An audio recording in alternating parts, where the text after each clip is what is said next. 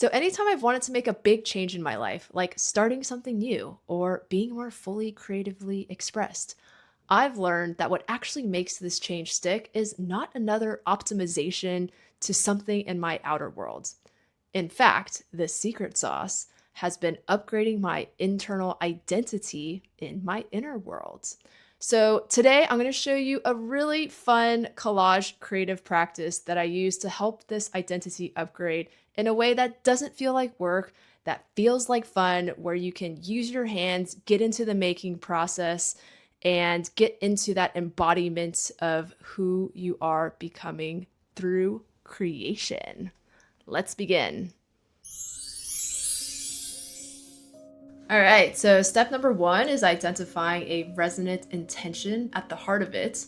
You're answering two questions. What qualities do I want to embody more of this month or this year? And who am I becoming? So you can meditate on it, you can journal on it.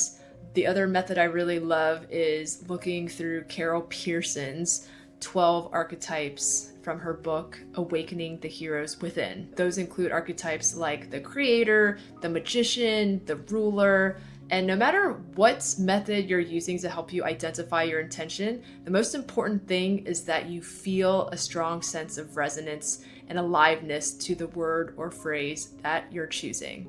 If you're having a hard time or feeling stuck on this, I've created a free PDF linked below you can download that gives my interpretation of the 12 archetypes, as well as a list of qualities that you can browse for inspiration. All right, so onto the fun making part. The first thing I did was I created a circle using a compass. Circles and squares tend to be holding shapes. They can create a sense of wholeness and containment so that the intention that I'm bringing and collaging into can actually land.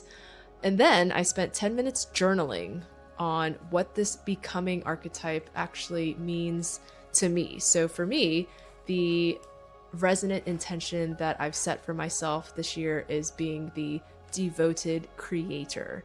I'm starting up this YouTube channel. It's the first time I'm doing a lot of this stuff. And so there's a really important aspect of the devotion in this creation process.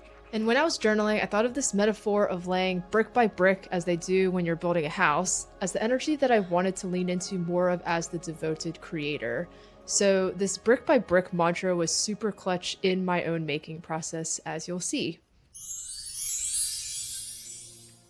All right, so the next thing I did was I printed out the devoted creator intention into text. And so I actually made this in Canva first with the fonts and a color that I really resonated with.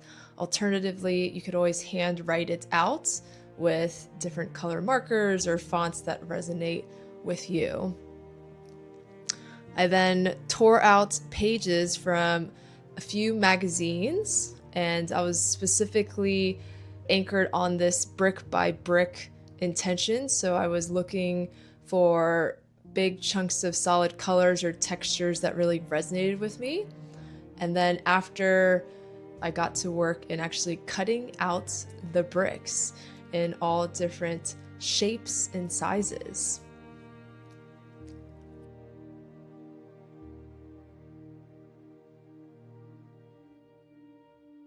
Throwing in some metallic gold for some added fun flair.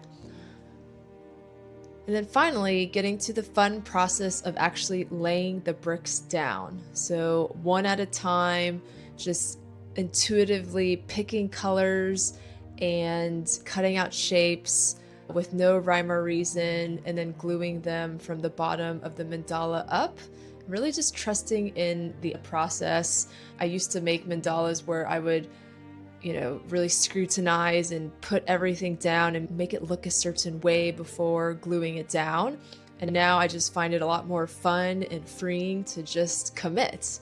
After finding a particular shape or color I like, gluing it down and trusting in the process that the next color shape will emerge that I want to create next.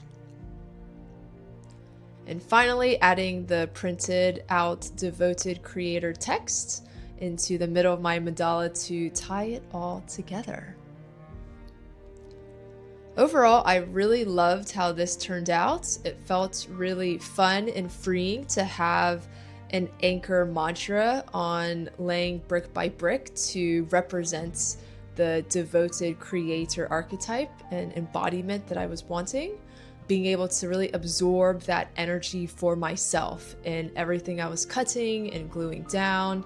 I tend to be someone who has lots of shiny object syndrome, where I will start something that seems exciting and then tap out halfway through because it doesn't feel fun anymore.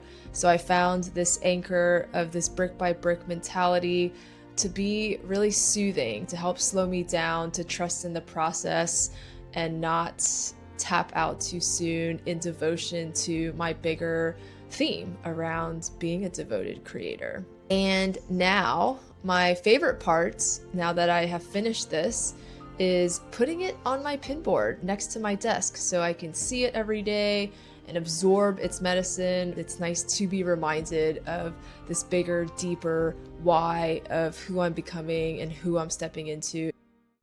Again, if you're wanting some inspiration for what a resonant intention could be for you, highly recommend checking out the PDF link below, where I show you the 12 different archetypes that you can sense into. So there you have it, how I made my 2026 intention feel a lot more real for myself in my body. I hope you can try this practice too. If you do, leave me a comment below on how it went for you, and I'll see you in my next video.